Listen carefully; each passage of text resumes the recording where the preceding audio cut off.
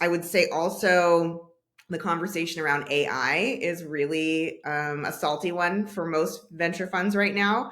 I think most people think that they need to pitch AI. And while I think it is an important layer for most businesses and is a great starting point on a lot of things, most people are just pitching it for the sake of pitching it, and they actually have no value set within the context of the company that they're growing. Or they don't actually have any AI built. They just have a little talking monkey in the corner putting data into a spreadsheet. That is not AI. Or if the final piece is like, I just think you're going to be wasting my money and your time building something that you could layer onto an existing GPT and just skin it.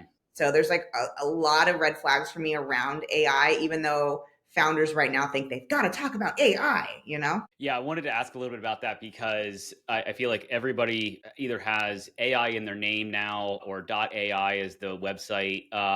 And to your point, they're talking about AI as if it's the leading feature of their product, and it's really just a chatbot or it's a plugin to ChatGPT that helps you write a better email. And so I'm curious kind of how you, I guess, suss out in a pitch, or maybe it gets to due diligence at this point, or at least kind of second layer kind of conversation around what actually kind of AI are they using?